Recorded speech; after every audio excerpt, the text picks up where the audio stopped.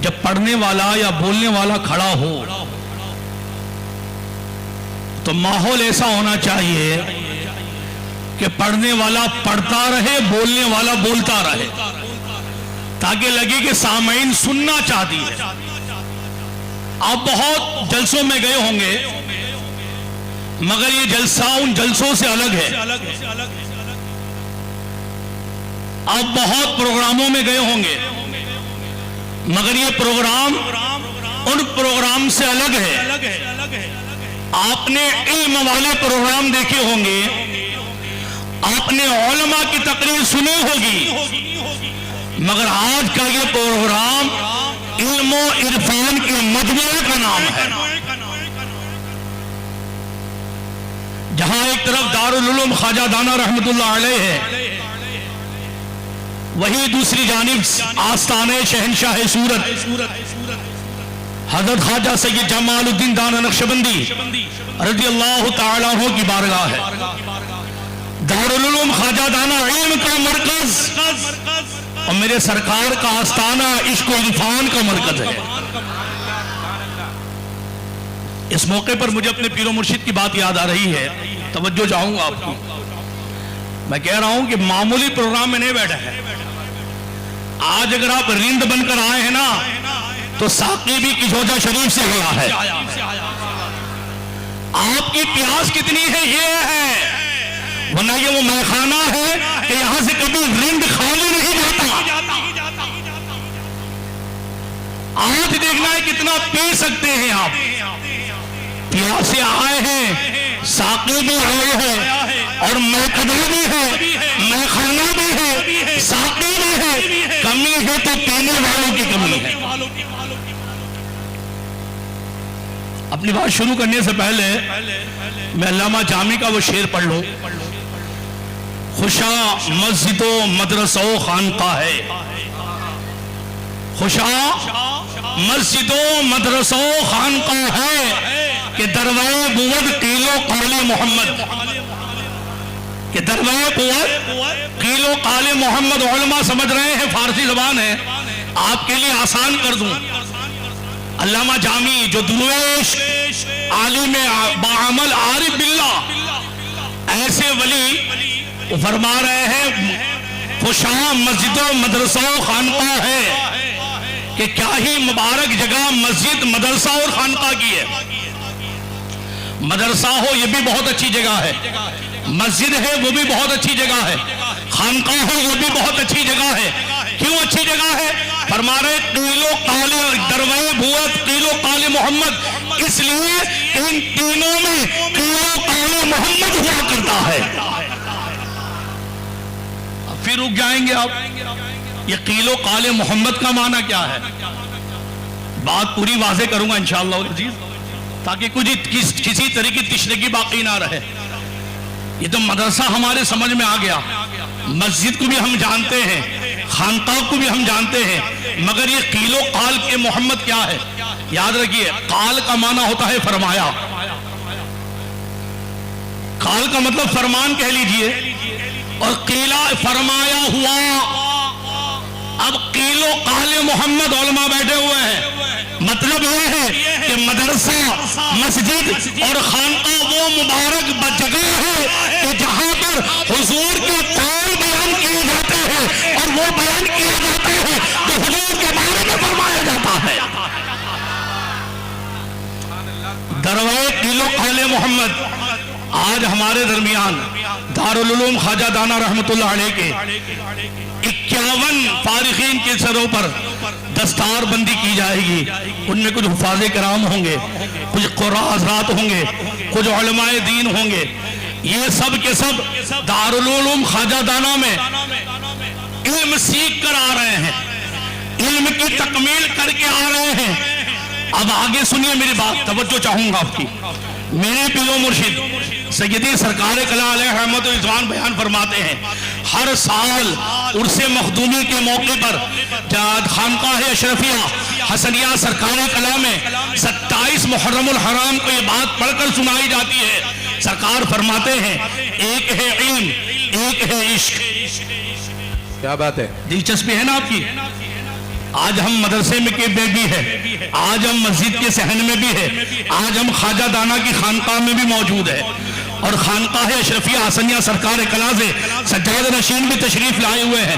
یہ سارے منظر کو نظر میں رکھتے ہوئے میری بات سماعت فرماتے ہیں، ایک ہے علم، ایک ہے عشق، ایک ہے علم، ایک ہے عشق۔ ابرار بابو توجہ آپ کی خاص، ایک ہے علم، ایک ہے عشق۔ فرماتے ہیں علم بھی عین سے شروع ہوتا ہے، کیا بات ہے، اور عشق بھی عین سے شروع ہوتا ہے۔ واہ واہ واہ واہ۔ جب لکھا جائے گا نا، جو اردو داں ہیں وہ جانتے ہیں، علم جب لکھیں گے تو عین سے لکھیں گے، اس کے شروع میں عین آئے گا، اور عشق لکھیں گے نا اس کے شروع میں بھی عین آئے گا۔ کیا مطلب؟ سیدی سرکار کلا علیہ رحمت و رضوان بیان فرماتے ہیں کہ جس کے پاس علم کی آنکھ ہو اور عشق کی آنکھ ہو وہی صحیح دیکھنے والا ہے۔ واہ واہ واہ واہ، سبحان اللہ۔ وہی صحیح دیکھنے والا، صرف علم کی آنکھ ہو، عشق کی آنکھ نہ ہو، یا صرف عشق کی آنکھ ہو، علم کی آنکھ نہ ہو، ایسا شخص ادھورا ہے۔ ایک آنکھ والا ہے، ایک آنکھ، اور ایک آنکھ والے کے بارے میں کہا جاتا ہے وہ کامل دیکھ سکتا نہیں، کامل نظر نہیں آ سکتا۔ جو بندہ خود کامل نہ دیکھ سکے وہ دوسروں کو کامل کیا دکھائے گا؟ جو خود صحیح دیکھ نہ سکے وہ دوسروں کو راہ ہدایت کیا دکھائے گا؟ ضروری ہے کہ عشق کی بھی آنکھ ہو، علم کی آنکھ ہو۔ اور آگے فرماتے ہیں یاد رکھو علم کی تربیت مدرسوں سے ہوتی ہے اور عشق کی تربیت خانقاہ سے ہوا کرتی ہے۔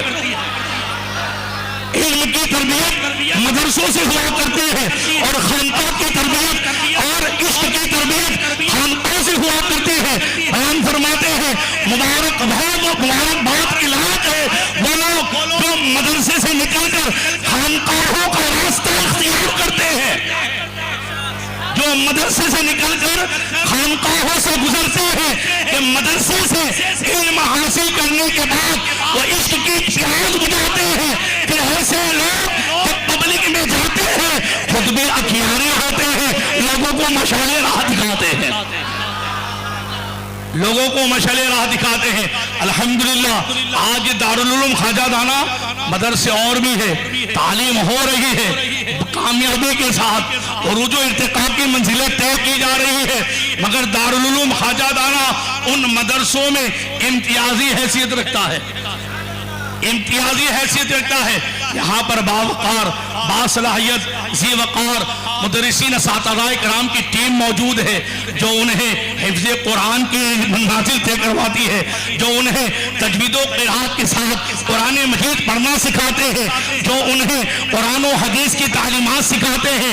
علم دین کی تکمیل دارالعلوم خواجہ دانا سے ہوتی ہے، مگر یہ بچے جب صبح اٹھتے ہیں نماز فجر ادا کرتے ہیں اور روزانہ سرکار خواجہ دانا رحمت اللہ علیہ کی بارگاہ میں حاضری دیتے ہیں تو درسگاہ سے علم حاصل کر کے آتے ہیں اور بارگاہ خواجہ دانا سے ان کی عشق کی تربیت ہو جایا کرتی ہے۔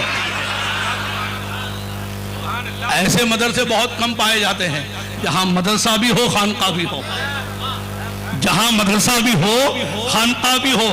الحمدللہ ہم لوگوں نے بھی جو مدرسے تعلیم حاصل کی ہے وہاں ہم نے مدرسہ بھی پایا ہے، وہاں ہم نے خانقاہ بھی پایا ہے۔ آج معاملہ الحمدللہ دارالعلوم خواجہ دانا کی دستار بندی کا ہے، مبارکبادی کے لائق ہے وہ طلبہ جنہوں نے یہاں تعلیم حاصل کی کہ بیک وقت وہ علم بھی حاصل کر رہے ہیں، عشق کی تربیت بھی ان کی ہوتی چلی جا رہی ہے۔ ایک بات اور عرض کر دوں،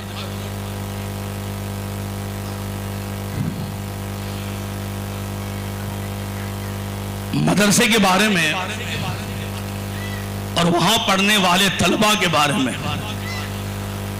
ہماری عوام کو ان کی فضیلت مکمل معلوم نہیں ہے کہ مدرسہ ہے کیا اور مدرسے میں پڑھنے والوں کی فضیلت کیا ہوا کرتی۔ توجہ چاہوں گا، قرآن مجید اور حدیث مبارکہ میں ان کی بڑے فضائل آئے ہیں۔ اللہ رب العزت ارشاد فرماتا ہے وَمَن يُؤْتَ الْحِكْمَةَ فَقَدْ أُوتِيَ خَيْرًا كَثِيرًا، کہ جسے اللہ تبارک و تعالی نے حکمت عطا فرمائی اسے خیر کثیر عطا فرمایا. توجہ ہے نا آپ کی. اللہ تبارک و تعالیٰ نے جسے حکمت عطا فرمائی اسے خیر کثیر عطا فرمایا. اور یہ حکمت کی مراد کیا ہے؟ علم. اور علم میں علم دین ہو اور اس میں بھی قرآن و حدیث کا علم ہو, اس سے بڑی خیر کی بات کیا ہو سکتی ہے؟ اور یہ ملتا کہاں ہے؟ دارالعلوم سے ملتا ہے. یہ ملتا کہاں ہے؟ مدرسوں سے ملتا ہے. تو مدرسے وہ ہے جہاں پر اللہ تبارک و تعالیٰ نے خیر کثیر رکھا ہوا ہے. مدرسے وہ ہے, دارالعلوم وہ ہے کہ جہاں پر اللہ تبارک و تعالیٰ نے خیر کثیر رکھا ہوا ہے. اور آقا علیہ الصلوۃ والسلام ان کا ارشاد گرامی ہے.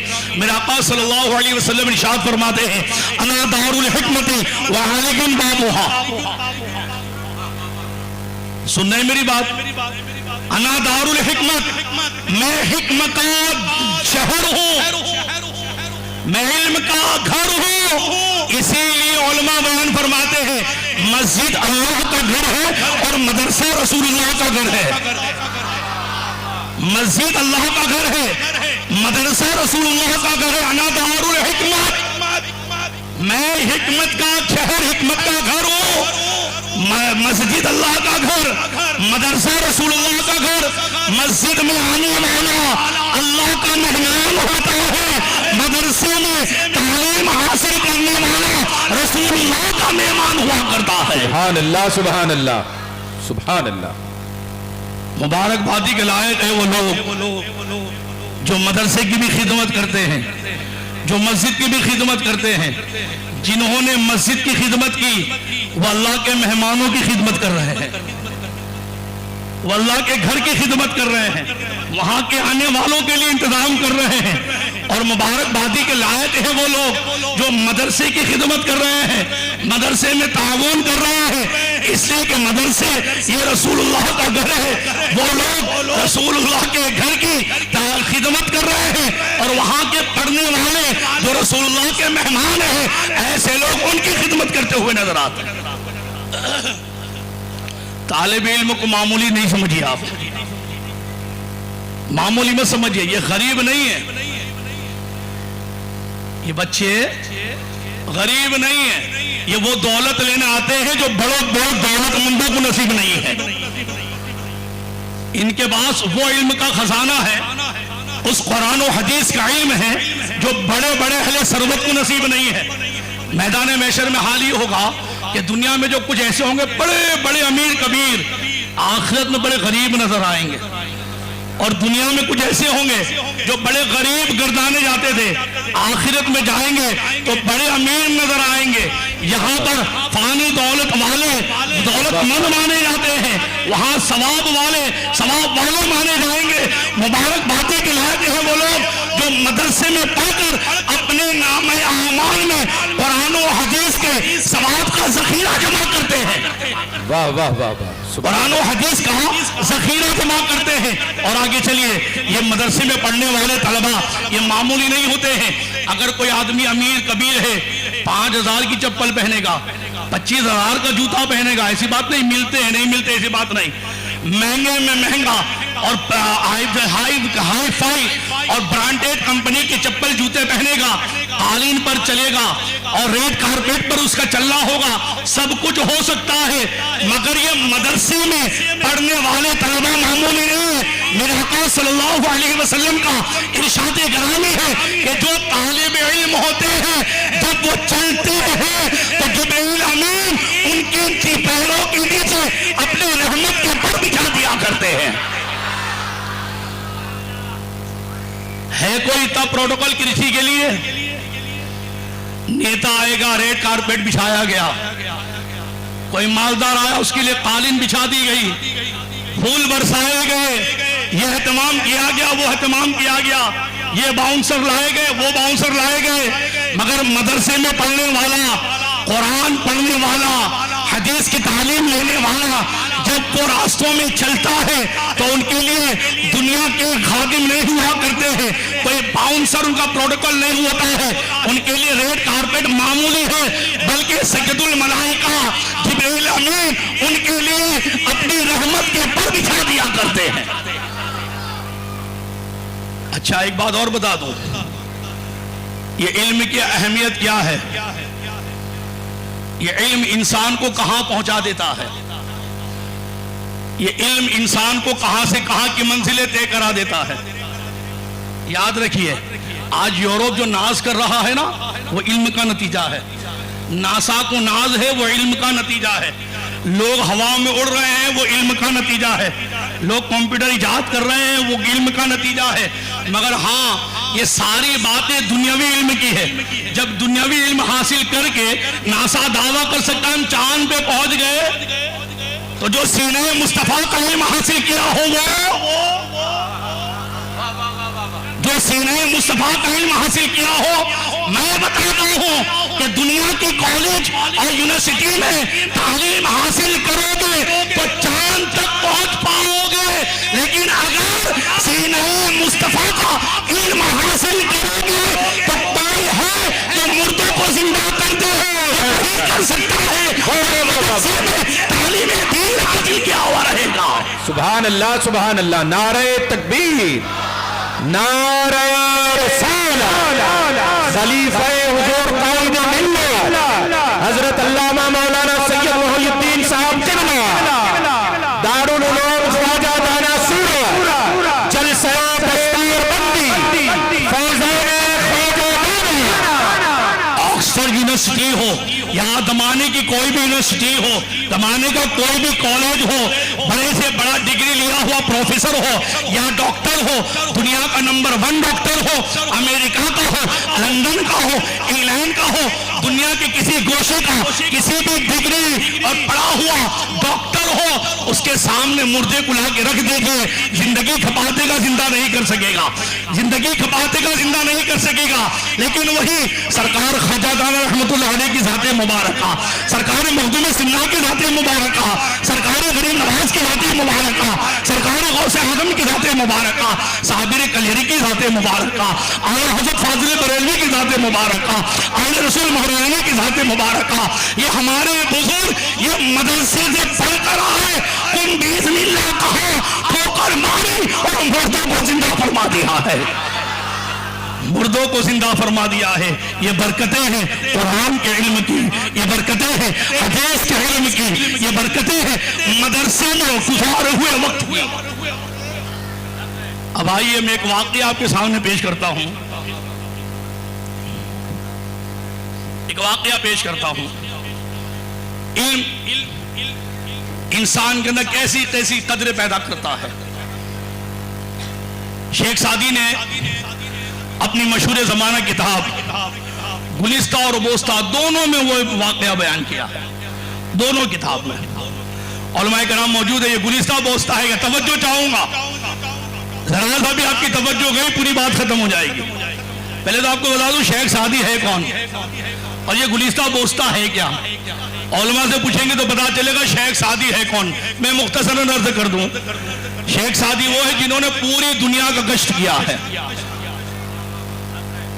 آج اگر کسی ملک کا پی ایم 2-4 ملک گھوم لے تو بڑی ایڈورٹائز ہوتی ہے اور نالی میں سے گیس نکالنے لگتا ہے، اور جو پوری دنیا گھومتا ہو۔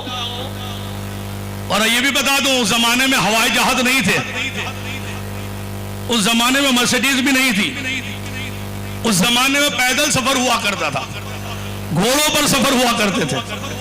ایسے زمانے میں حضرت شیخ سعدی نے بیاباں میں چل کر پہاڑوں کا سینہ چیرتے ہوئے، ندی سمندروں کو پار کرتے ہوئے، صحرا صحرا، قریہ قریہ، بستی بستی، شہر شہر گھوم گھوم کر پوری دنیا گھومے۔ اور تجربہ ہونے کے بعد، اور جو شخص پوری دنیا گھوم لے گا اس کا تجربہ کیا ہوگا، اس کے علم کا معاملہ کیا ہوگا۔ گلستہ بوستہ پڑھی تو پتا چلے گا شیخ سعدی نے کیا کیا حاصل کیا۔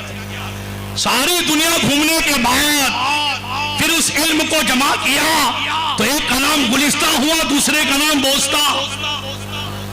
گلستہ بوستہ علم کا ذخیرہ۔ اس میں اپنا ایک واقعہ بیان کرتے ہیں کہ میں ایک جگہ پہنچا، وہاں قاضی صاحب کی کچہری لگی ہوئی تھی۔ قاضی صاحب ہوتے ہیں نا فیصلہ کرنے والے، ان کی کچہری لگی ہوئی تھی۔ علم کے معاملے میں کسی علمی نقطے پر بحث ہو رہی تھی۔ ارباب حل و عقد وہاں پر موجود تھے۔ اپنا اپنا فن، اپنا علم وہاں پیش کر رہے تھے، مگر اس نقطے کا حل نہیں ہو رہا تھا،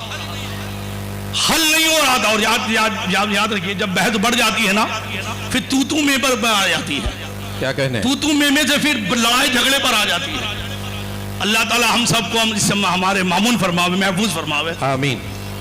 نوبت تو میں پر آ گئی، آگے چلی تو جھگڑے فساد پر آ گئی، قریب تھا کہ دست و گریباں ہو جاتے، ہاتھا پائی پر بات چلتی۔ اچھا ایک بات اور شیخ سعدی فرماتے ہیں، یہ سارا معاملہ ہو رہا تھا، بغل میں ایک پھٹے پرانے کپڑے پہنے والا درویش بیٹھا ہوا تھا۔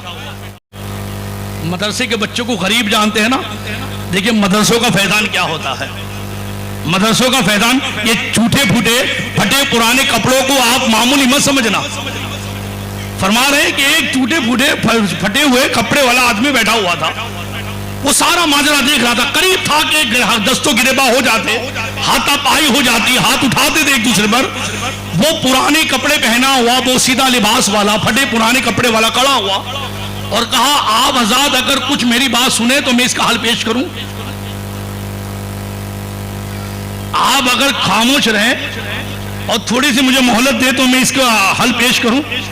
شیخ سعدی فرماتے ہیں کہ پہلے تو ان لوگوں نے کہا کہ ہم اتنے بڑے دستار والے، ہم اتنے عہدے والے، ہم اتنے علم والے، اتنا سب علم ہم نے بیان کر دیا، کھپا دیا، ہم کسی نتیجے تک نہیں پہنچ سکے، اور آپ ایک پھوٹے پرانے کپڑے لباس والے، آپ اس کا نقطہ کیسے حل کر دیں گے، آپ اس مسئلے کا حل کیسے پیش کر دیں گے؟ اس درویش نے کہا تھوڑی مہلت تو دو، میری بات سن تو لو، پھر جو کرنا وہ کر لینا۔ قاضی صاحب نے کہا سب لوگ سائلنٹ ہو جائے، ان کی بھی بات سن لیتے ہیں۔ حضرت شیخ سعدی رحمۃ اللہ علیہ بیان فرماتے ہیں کہ وہ سب لوگ خاموش ہو گئے تو اس پھٹے پرانے کپڑے والے درویش تھے، انہوں نے اپنا علم پیش کیا، اور جس مسئلے میں نزاع تھا، جس مسئلے میں جھگڑا تھا، جس مسئلے میں اختلاف تھا، سب کو خاموش کر کے لاجواب کر دیا۔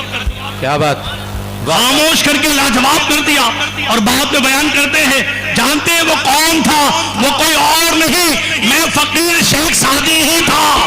واہ واہ واہ واہ واہ، سبحان اللہ۔ اپنے بارے میں بیان کرتے پتہ یہ چلا علم وہ چیز ہے کہ بندہ جھگڑے ختم کر دیتا ہے اور پھٹے پرانے لباس سے اپنے آپ کو نکال کر اچھے علم والوں سے اوپر کر دیتا ہے۔ اسی لیے تو غالباً مولا کائنات کا شعر ہے، شعر تو ہے مولا کائنات کا ہے، اس میں کنفرم، اور غالب ذہن تو یہی ہے کہ مولا کائنات فرماتے ہیں، علماء زبان زد ہے یہ شعر، لیس الجمال باسباب تزیننا ان الجمال جمال العلم بلغ،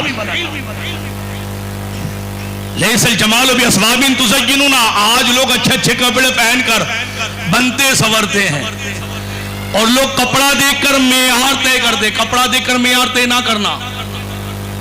مولا کائنات نے کپڑے کو معیار نہیں بتایا ہے، فرماتے لیس الجمال باسباب تزیننا، خوبصورتی وہ نہیں جو کپڑوں کے ذریعے آتی ہے، خوبصورتی وہ نہیں جو کپڑوں کے ذریعے آتی ہے، مولا کائنات فرماتے ہیں ان الجمال جمال العلم والادب، اصل خوبصورتی وہ ہے جو علم و ادب سے آتی ہے۔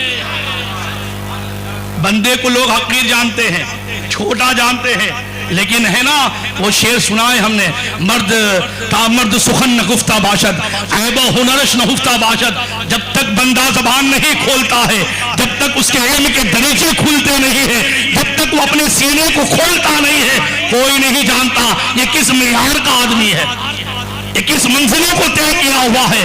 تو علم وہ ہے جو انسان کو ادنا سے اعلیٰ بنا دیتا ہے، علم وہ ہے جو انسان کو چھوٹے سے بڑا کر دیتا ہے، علم وہ ہے جو انسان کو نیچے سے اوپر لے جایا کرتا ہے۔ آج بھی دارالعلوم خواجہ دانا رحمۃ اللہ علیہ اسی کام کو انجام دے رہا ہے، اسی کام کو انجام دے رہا ہے۔ ایک شعر اور مجھے یاد آ گیا لگتے لگتے، کسی شاعر نے، غالباً ڈاکٹر اقبال ہی کا شعر ہے، یہ مدرسہ ہے تیرا مہک ادا نہیں ساقی، یہ سارے مدرسے کے فارغ ہے، سارے فیضان یافتہ ہے۔ آپ دیکھ رہے ہیں الحمدللہ ایک ایک مسجد کے ایک امام صاحب موجود ہیں، اور امام صاحب کون ہوتے ہیں معلوم آپ کو؟ یہ ایک مسجد ہی نہیں، ایک محلے کے حاجی ہوا کرتے ہیں، ایک علاقے کے حاجی ہوا کرتے ہیں۔ شاعر کہتا ہے، غالباً ڈاکٹر اقبال کہتے ہیں، یہ مدرسہ ہے تیرا میں ادا نہیں ساقی، یہاں کی خاک سے انسان بنائے جاتے ہیں، یہاں کی خاک سے انسان بنائے جاتے ہیں۔ یہ نورانی چہرے دیکھ رہے ہیں آپ، یہاں جن کی دستار بندی ہے، یہ حفاظ کرام، یہ قرآن اعظام، یہ علماء اعظام، آج ہمارے سامنے چھوٹی عمر کے نظر آ رہے ہیں۔ پتہ نہیں کل انہی میں کوئی شخص شادی کا جلوہ نظر آنے لگے، انہی میں کوئی امام راضی کا جلوہ گری ہو، انہی میں کوئی امام بخاری کا فیض یافتہ ہو، اسی میں نعرہ تکبیر، نعرہ رسالت، حضرت علامہ مولانا مفتی طیب علیمی صاحب قبلہ، ماشاءاللہ دارالعلوم خواجہ دانا کے صدر مفتی حضرت علامہ مفتی طیب علیمی صاحب قبلہ تشریف لا چکے ہیں۔ پوری طریقے سے انجمن سج چکی ہے، بس اب انتظار ہے تو میر محفل کا انتظار ہے، پروانے آ چکے ہیں، انتظار ہے تو شمع میں محفل کا انتظار ہے، اور سارے اشاق آ چکے ہیں، اگر ضرورت اگر انتظار ہے تو حضور قائد ملت کا انتظار ہے۔ کون قائد ملت؟ ان کو بھی سماعت کرتے چلے، سماعت کرتے چلے۔ الحمدللہ آج کا یہ زمانہ، پچھلے کچھ عرصے کے پیچھے چلے جائیں تو ہم نے بڑی گہما گہمی دیکھی ہے، یہ سلسلہ یہ سلسلہ یہ سلسلہ یہ سلسلہ، اللہ پاک نے بہت حد تک 99% ہم کو سے باہر نکال دیا ہے الحمدللہ، اور ہمیں بڑی خوشی ہے الحمدللہ۔ اسی اتحاد، اسی اتفاق اور اسی امن و محبت کے سفیر کا نام حضور قائد ملت ہے۔ سبحان اللہ سبحان اللہ سبحان اللہ۔ بات سمجھ رہے آپ؟ جس اتحاد کے اہل سنت میں جماعت میں ضرورت تھی، جس اتفاق کے اہل سنت جماعت میں ضرورت تھی، جس امن و محبت کی جماعت اہل سنت جماعت میں سختی سے ضرورت تھی، اس اتفاق کو پھیلایا ہے حضور قائد ملت نے، اس امن و محبت کو لوگوں کے دلوں میں بسایا ہے حضور قائد ملت نے، اس اتحاد کو اگر پھیلایا ہو، میں خود اس بات کا گواہ ہوں، میں سنی سنائی بات نہیں کر رہا ہوں۔ آپ کو بتا دو الحمدللہ 2008 میں میری دستار بندی ہوئی، 2008 میں میری دستار بندی ہوئی، اور میری دستار بندی میں جو جلسہ تھا حضور قائد ملت نے اس جلسے کا نام اتحاد اہل سنت و جماعت کانفرنس رکھا تھا۔ اتحاد اہل سنت کانفرنس کیوں رکھا تھا؟ وہ بھی علماء آپ کی گوش گزار کر دوں کیوں رکھا تھا؟ اس لیے کہ اس سال بریلی سے خانقاہ اعلی حضرت سے وہاں کے سجادہ نشین علامہ سبحان رضا خان صاحب قبلہ تشریف لائے ہوئے تھے، علامہ توقیر رضا صاحب قبلہ تشریف لائے ہوئے تھے، وہاں کے جو مفتیان کلام منظر اسلام کے وہ تشریف لائے ہوئے تھے، اور میں خود حضور قائد ملت کی اس بات کا گواہ ہوں، بلکہ میں حضرت کے ساتھ تھا۔ حضرت نے خانقاہ کے گیٹ پر پہنچ کر جب بریلی شریف سے رضوی قافلہ آیا ہوا تھا، پوری دل کی گہرائیوں کے ساتھ گلاب پھول پیش کر کے حضور قائد ملت نے سب کا استقبال فرمایا تھا۔ اس امن و محبت کے پیکر کا نام قائد ملت ہے۔ کون قائد ملت؟ جو حضور مخدوم سمنا کی امانتوں کے امین ہے۔ کون قائد ملت؟ وہ قائد ملت آج بھی ایک فتنہ ختم ہوا، گہما گہمی ختم ہوئی، انتشار دور ہوا، مگر نئے نئے فتنے آتے جا رہے ہیں۔ کبھی منہاجوں کا فتنہ آ رہا ہے، کبھی رافضیوں کا فتنہ آ رہا ہے، کبھی غیر مقلدوں کا فتنہ سر اٹھا رہا ہے۔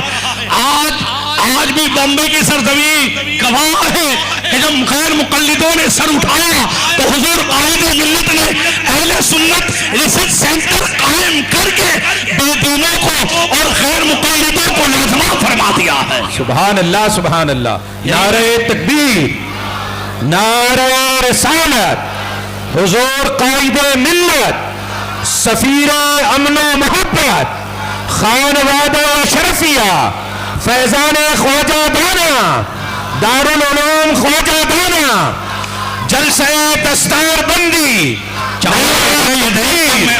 مسئلہ ہو یا قرات خلف الامام کا مسئلہ ہو یا غیر مقلدوں کے اور بھی سوالات کے جوابات کی بات ہو، حضور قائد ملت نے بامبے کی سرزمین پر اہل سنت و جماعت ریسرچ سینٹر قائم کر کے ان کے ایک ایک سوالات کے جوابات عطا فرمائے۔ یہی نہیں، ان کی جماعت کا ایک فرد عابد ثقلینی جو غیر مقلد تھا، حضور قائد ملت کے دست حق پرست پر توبہ کر کے اہل سنت جماعت میں شامل ہو کر سنی ہو گیا ہے. یہ حضور قائد ملت. کون قائد ملت؟ اب تک تو میٹر یہ تھا کہ غیروں کی جماعتوں سے فتنے اٹھ رہے تھے تو پہچانے جا رہے تھے کہ انہی میں سے اٹھا، لیکن ایک فتنہ ہمارے یہاں سے بھی اٹھا ہے. اس کو پہچاننے میں بہت دیر لگ گئی تھی، اس میں بڑے بڑے شہزادے ملوث ہو گئے تھے. آج بھی اس کی وہ تھوڑی سی گرمی محسوس ہوتی ہے، مگر اس کا بھی قلعہ کما کیا ہے تو وہ ذات حضور قائد ملت کی ہے. جب مرحاتی فتنہ اٹھا، توجہ چاہوں گا، اس کے بارے میں تردد ہونے لگا کہ اس کا کیا حکم بیان ہوگا، تو سب اپنی اپنی خدمات پیش کر رہے تھے.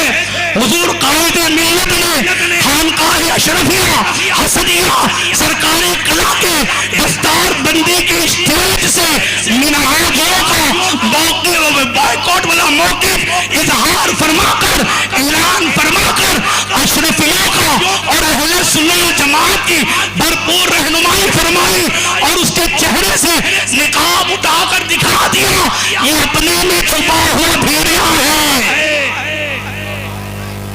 اسے اپنا نہ جاننا. الحمدللہ بہت سارے لوگ تردد میں پڑے ہوئے تھے، حضور قائد ملت کا اعلان آ گیا، بالکل اطمینان ہو گیا، یہاں کچھ بھی کہتا رہے اپنا نہیں ہے. پھر آگے چلی بات. میں حضور قائد ملت کون ہے آپ کے سامنے پیش کر رہا ہوں. حضور صاحب سجادہ کون ہے پیش کر رہا ہوں. سعادت حاصل کر رہا ہوں میں حضور قائد ملت کی خدمت آپ کے سامنے پیش کر کے. حضور قائد ملت رافضیت جو حب علی کے نام سے آئی، ہم مولا علی کے منکر نہیں. الحمدللہ مولا علی کے جب تک ہم علی علی نہ کریں مسلمان ہی نہیں ہو سکتے ہیں. اور ہمارا عقیدہ تو یہ ہے جو علی علی کہتا ہے ولی ہو جاتا ہے. بغیر علی کے ملے خدا مل ہی نہیں سکتا. یہ ہمارا عقیدہ ہے. مگر ہاں حب علی کے نام پر بغض صحابہ پالو گے، برداشت نہیں کریں گے، برداشت نہیں کریں گے. کبھی حب علی کے نام پر شب خون مارا جا رہا تھا، کبھی حب اہل بیت کو لے کر شب خون مارا جا رہا تھا. کتنے ہی اس میں ڈوب چکے تھے. ضرورت محسوس کی تو حضور قائد ملت نے، اور یہ آج کی بات نہیں کر رہا ہوں، الحمدللہ آج سے غالباً 6 سال پہلے جب سرکار قائد ملت گوبی پورہ محمد وارڈ میں جس فلیٹ میں کرائے پر رہتا تھا وہاں پر آپ کی قیامگاہ تھی. حضرت قائد ملت تھے، مولانا قمر احمد صاحب تھے اور ایک دو اور حفاظ کرام تھے اور اس کے بعد ناچیز فقیر بھی تھا. حضرت نے ابھی اس کا یہ فتنہ نیا آیا تھا، ایک علاقے کا نام لیا اور حضرت نے بڑی تشویش ظاہر کی. میں تو بڑا پریشان ہوں، میں تو بڑا ٹینشن میں رہتا ہوں، یہ کیا ہوتا چلا جا رہا ہے، یہ کیسا ہوتا چلا جا رہا ہے. پھر 1-2 سال ہی میں لوگوں نے دیکھ لیا کہ حضور قائد ملت نے اظہار موقع میں بیان فرما دیا امیر معاویہ مسلمان ہے، امیر معاویہ صحابی رسول ہے، اور سب کو بتا دیا کہ بغض صحابہ یہ اہل سنت و جماعت کا راستہ نہیں، بغض صحابہ یہ رافضیوں کا راستہ ہوا کرتا ہے. آج بھی غیر مقلد تھراتی ہے، حضور قائد ملت کے نام سے تھراتی ہے. منہاجیت تھراتی ہے، حضور قائد ملت کے نام سے تھراتی ہے. آج بھی رافضیت تھراتی ہے، حضور قائد ملت کے نام سے تھراتی ہے. اور یہی نہیں، آج الحمدللہ شہر سورت کی اگر ہم بات کریں تو انجمن اشرفیہ چیریٹیبل ٹرسٹ شاخ سورت کی آفس کا آفیشلی آپ نے افتتاح فرمایا ہے. دین میں اگر رہنمائی کی ضرورت رہی تو قائد ملت نظر آئے، اور جب دنیا کی بات آئی، غریبوں کی مدد کی بات آئی، بیواؤں کی مدد کی بات آئی، یتیموں کے سر پر ہاتھ پھیرنے کی بات آئی، مریضوں کی معاونت کی بات آئی، جب بات آئی کہ تعلیمی معیار کو بلند کیا جائے، جب بات آئی کہ اسکول اور کالج کا قیام کیا جائے، جب بات آئی ہاسپٹل کا قیام کیا جائے، تو حضور قائد ملت آگے آئے. سب سے پہلے آپ نے خانقاہ میں اسکول کا قیام فرمایا، خانقاہ میں اسکول قائم فرمائی، اور اس کے بعد جگہ جگہ انجمن اشرفیہ چیریٹیبل ٹرسٹ کے نام سے شاخیں قائم کر کے وہاں پر پلان آپ نے دے دیا. یہاں اسکول قائم کرنا ہے، مدرسے قائم کرنا ہے، بیواؤں کی مدد کے راستے طے کرنا ہے، یتیموں کے لیے سہارا بننا ہے، ضرورت مندوں کا سہارا بننا ہے، اس لیے کہ خانقاہیں صرف دین ہی سنوارتی نہیں ہے، خانقاہیں دین کے ساتھ ساتھ لوگوں کی دنیا کی منزلیں بھی آسان کیا کرتی ہے۔ خانقاہ اشرفیہ حسنیہ سرکار کلاں کا ایک امتیازی آپ کی شان آپ کے سامنے پیش کر دوں۔ جس خانقاہ سے حضور قائد ملت تشریف لا رہے ہیں نا، اور جس خانقاہ سے ہم منسلک ہے، میاں جب تنہائی میں سوچتے ہیں نا تو خوشی کے آنسو آ جاتے ہیں کہ پیر ملا تو لاسانی پیر ملا ہے، پیر ملا ہے تو بے نظیر پیر ملا ہے۔ اب کہاں سے لائیں گے ایسا پیر، اب کہاں سے لائیں گے ایسا روشن ضمیر؟ سارے پیر ہماری سر کے آنکھوں کے تارے، یاد رکھیے، مخالفت نہیں۔ اگر میں اپنے ابا کی تعریف کروں تو پڑوسی خراب نہیں ہو جاتا ہے، ہر بیٹے کو اختیار ہے اپنے ابا کی تعریف کرنے۔ کیا بات ہے، کیا بات ہے۔ اس سے یہ لازم نہیں آتا کہ چاچا برے ہیں، اس سے یہ لازم نہیں آتا۔ ہاں لیکن جو کوالٹی ہمارے ابا میں وہ ہم بیان کریں گے، وہ ہم بیان کریں گے۔ ہمارے روحانی والد محترم ہمارے پیر و مرشد ہیں، توجہ چاہوں گا، توجہ چاہوں گا۔ ساری خانقاہیں سر تسلیم ہے ہمیں، جو پیر جامع شرائط ہو وہ حق ہے، اسے ہم قبول کریں گے۔ جو خانقاہ سلاسل حقہ کی ہے اسے ہم تسلیم کرتے ہیں، کوئی انکار نہیں کرتا۔ یہی خانقاہ ہے جسے اسلام پھیلا ہے، یہی خانقاہ ہے جہاں سے تربیت ہوا کرتی ہے۔ مگر خانقاہ اشرفیہ حسنیہ سرکار کلاں کی عجب شان ہے، الگ شان ہے۔ علماء کرام توجہ چاہوں گا، علماء کرام کا قافلہ روا دوا ہے ماشاءاللہ سبحان اللہ۔ خانقاہ اشرفیہ حسنیہ سرکار کلاں کی الگ شان ہے، توجہ چاہوں گا، یاد رکھیے۔ اور یہ جو شان بیان کر رہا ہوں نا، یہ اور لوگوں کے لیے آئیڈیل ہے، یہ اوروں کے لیے آئیڈیل کی حیثیت ہے، توجہ چاہوں گا۔ اور خصوصاً ہمارے دور میں خانقاہ اشرفیہ حسنیہ سرکار کلاں کی 600 سال تاریخ ہے۔ کتنے سال؟ 6 صدیاں گزر گئی۔ وہاں کا دستور ہے یہاں کے سجادہ نشین ہونے کے لیے عالم ہونا شرط ہے۔ سبحان اللہ، سبحان اللہ۔ خانقاہ اشرفیہ حسنیہ سرکار کلاں کے سجادہ نشین ہونے کے لیے عالم ہونا شرط ہے۔ اگر عالم نہیں دستور میں لکھا ہے تو جو نامزد ہے اس کو بدل کے دوسرا طے کیا جائے، حتیٰ کہ اگر خاندان میں نہیں ہو تو مریدوں سے بنایا جائے۔ یہ دستور میں بات لکھی ہوئی ہے، یہ کیوں لکھی؟ آج ہم نے دیکھا، اس کا فائدہ ہمیں نظر آیا۔ آج قائد ملت علم و عمل سے آراستہ، اگر سجادہ نشین عالم ہوگا، جیسا بھی فتنہ اٹھے وہ اپنی قلم سے اسے دبا دے گا، سبحان اللہ، وہ اپنے علم سے اس کا رد کر دے گا، وہ اس میں بہ کر چلا نہیں جائے گا۔ آج ضرورت ہے خانقاہ اشرفیہ حسنیہ سرکار کلاں کو اپنا آئیڈیل بنانے کی، آج ضرورت ہے خانقاہ اشرفیہ حسنیہ سرکار کلاں کے اس دستور پر عمل کرنے کی۔ اگر اس دستور پر عمل ہو گیا ہمارے درمیان سے خرافات دور ہوتے ہوئے نظر آئیں گے۔ ایک معمولی سی بات آج بتا دوں، لیکن وہ بھی اس چیز سے تعلق رکھتی ہے کہ جب سجادہ نشین عالم ہوتے ہیں تو کیسی کیسی اصلاح کرتے ہیں، کیسی کیسی اصلاح کرتے ہیں۔ آج ہی کی بات بتا دو، حضور قائد ملت دارالعلوم خواجہ دانا میں تشریف لانے والے تھے، تشریف لانے والے تھے۔ طالبان علوم نبویہ، متعلمین، بچے پورے سب بستہ کھڑے تھے، ان کے اساتذہ مدرسین بھی کھڑے تھے، وہاں کے ٹرسٹیان اساتذہ بھی کھڑے تھے۔ کسی کہنے والے نے کہا کہ حضرت تشریف لا رہے ہیں تو پھول کی پنکھڑیاں لی جائے، پھول اٹھائے جائے، پھول کو لٹایا جائے، پھول کا انتظام کیا جائے۔ اب دیکھیے ایک عالم جب ہوتا ہے تو کیا کرتا ہے، فوراً ہی ناظم اعلیٰ جناب ابرار بھائی ٹپالی کہنے لگے حضرت نے منع فرمایا ہے کہ اس سے پھول کی بے ادبی ہوتی ہے۔ واہ واہ واہ واہ، سبحان اللہ۔ چھوٹی سی بات، لیکن یہ کب ہوگا؟ جب رہنما عالم دین ہوگا، جب پیر عالم دین ہوگا، وہ چھوٹی چھوٹی باتوں پر ہماری رہنمائی کرتا ہوا نظر آئے گا۔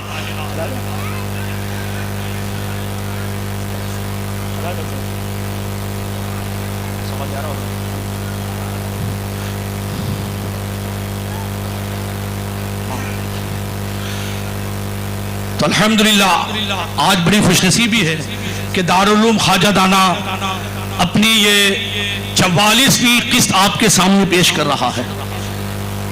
اس ادارے کو 46 سال ہو گئے اور یاد رکھیے یہ ادارہ اس زمانے میں قائم ہوا جب شہر سورت میں ایک بھی مدرسہ نہیں تھا.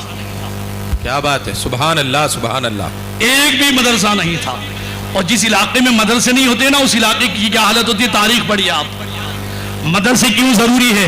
مدرسے ہوں گے تو علماء ہوں گے، علماء ہوں گے تو تعلیم ہوگی، تعلیم ہوں گے تو تلاوت کلام پاک ہوگی، تعلیم ہوگی تو امام ہوں گے، امام ہوں گے تو نمازی ہوگی، نمازی ہوگی تو ہماری عبادتیں ہوگی. یہ سارا کچھ مدرسوں سے ہوتا ہے. جب شہر کو مدرسے کی ضرورت پڑی اس وقت بھی اس ضرورت کو پورا کیا ہے تو خانقاہ اشرفیہ حسنیہ سرکار کلا نے پورا کیا ہے. 46 سال مکمل ہونے جا رہے ہیں. اور وہ جو دور اگر میں دکھا دوں، حضور اشرف العلماء تشریف لاتے تھے، ساتھ میں مولانا اعجاز فقیہ صاحب، وہ حامد فقیہ صاحب بھیونڈی سے تشریف لاتے تھے. میاں وہ زمانہ اتنا ترقی والا نہیں تھا، ہائی وے بھی بڑا خطرناک تھا، مگر ایک زمانہ آیا مناظرہ ہوا، کورٹ میں مناظرہ ہوا، رستم پورہ مسجد کا مناظرہ ہوا. روزانہ حضور اشرف العلماء اور مولانا حامد فقیہ صاحب بامبے سے اپ ڈاؤن کیا کرتے تھے، بامبے سے اپ ڈاؤن کیا کرتے تھے. مناظرے کی ضرورت ہوئی تو خانقاہ اشرفیہ حسنیہ سرکار کلا آگے ہے، علم کی ضرورت ہوئی تو خانقاہ اشرفیہ حسنیہ سرکار کلا آگے ہے، عمل کی ضرورت ہوئی تو خانقاہ اشرفیہ حسنیہ سرکار کلا نے تحریک عطا فرمائی ہے. یہ ساری خدمتیں ہیں جو آپ کے سامنے پیش کی. یہ بڑی خوشی نصیبی ہے کہ دامن ملا ہے تو آل رسول کا دامن ملا ہے، پیر ملا ہے تو علی کے گھر کا پیر ملا ہے. اگر ہمیں خانقاہ ملی ہے تو مخدوم سنہ کی خانقاہ ملی ہے. اگر ہمیں ادارہ ملا ہے تو سرکار خواجہ دانا رحمت اللہ علیہ کی بارگاہ کا ادارہ ملا ہے. یہ ساری سعادتیں ہیں. پھر میں مبارکباد دوں گا یہاں سے فارغ ہونے والے طلباء کو اور پڑھنے والے طالبان علوم نبویہ کو. اللہ تبارک و تعالی آپ کو سلامت رکھے، آپ کو قائم رکھے، آپ کے علم و فضل میں اللہ پاک برکت عطا فرمائے. جو لوگ یہاں تعاون کرتے ہیں، ٹرسٹیان حضرات، ممبران حضرات، اسٹاف، اساتذہ، مدرسین، تمام کے اقبال و درجات میں اللہ تعالی بلندی عطا فرمائے، تمام کی خدمتوں کو قبول فرمائے. آمین آمین بجاہ نبی کریم صلی اللہ تعالی علیہ وسلم. علماء کی موجودگی میں اگر مجھ سے کوئی لغزش ہوئی ہو تو میں توبہ کرتا ہوں. استغفر اللہ ربی من کل ذنب واتوب الیہ لا حول ولا قوت الا باللہ العلی العظیم. اور کلمہ پڑھتا ہوں اشہد ان لا الہ الا اللہ واشہد ان محمد عبدہ ورسولہ وما علینا الا البلاغ المبین. السلام علیکم ورحمۃ اللہ وبرکاتہ.